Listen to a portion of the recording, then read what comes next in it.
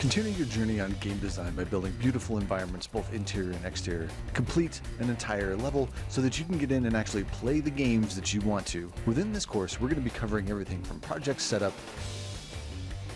using revision control for teams, working with the landscape tools for both sculpting and painting,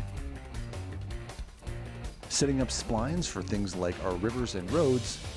using the different devices to create game mechanics,